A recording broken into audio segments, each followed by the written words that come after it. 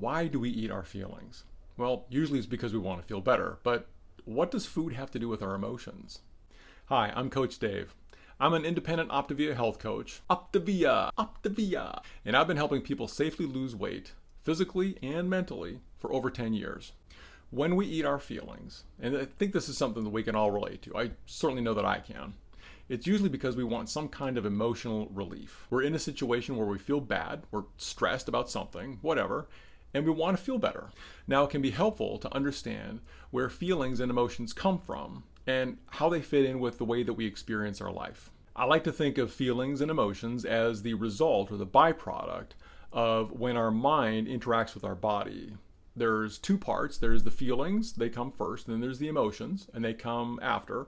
And I'll get to that in a minute. Feelings are literally that, the sensations that we feel in and on our body. So let's start with a sensory input. It could be sight, smell, sound, taste, or touch. Say you touch a hot plate or you get a hug from a loved one. Each event produces sensations that are sent by our nervous system to our brain for interpretation. The brain interprets those signals and assigns a value or a meaning to them. So the hot plate might be pain or danger, whereas the hug might be interpreted as comfort or affection or love. Those meanings are the actual emotions. We may or may not be able to understand them cognitively, but we definitely understand them emotionally. Feelings can also originate from our thoughts, so they can come from within us as well. It could be a thought about the past, say a memory, or it could be a thought about the future, say a worry or some kind of anticipation.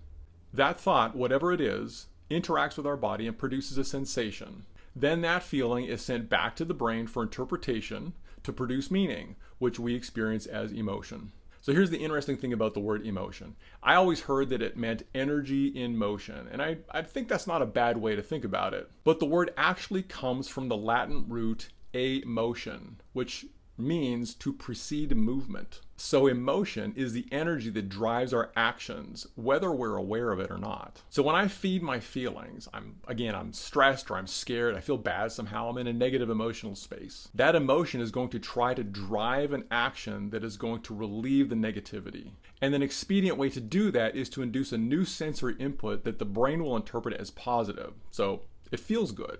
And this is where all kinds of dopamine-seeking behavior starts to rear its ugly head. I mean, we're talking anything from drinking or drugging to gambling or sexing, if that's even a word, to, you guessed it, eating. Think of comfort food or your favorite fast food where they have that salt, sugar, fat ratio just dialed to perfection to get you to come back again and again. You already know what your favorite go-to is. I bet you're thinking about it right now. I know I am. There's a new salt and straw ice cream shop not far away. And man, if I'm not vigilant and I'm not intentional, that place is going to be the end of me. So what's the problem? I feel bad. I put food in. I feel good again. That seems like a positive outcome. Why is it bad? Well, the reason it's, let's say, counterproductive is that over the long term, that kind of repeated behavior is, well, it's counterproductive.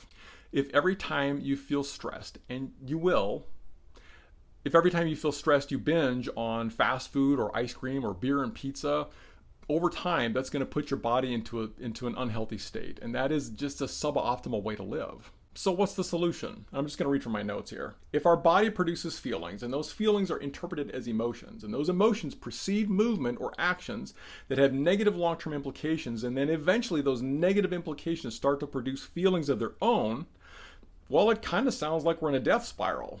What are we supposed to do about that? Well, there are a couple of things that I've found helpful on my journey through all of this.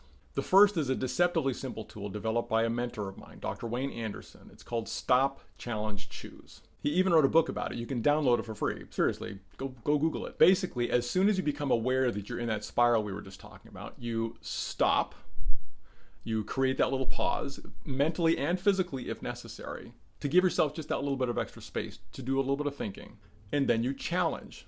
You ask yourself if the action you're about to take, whether it's a donut or an ice cream cone or pizza or whatever it is, if that action is going to move you toward your goals or if it's going to actually move you away from your goals.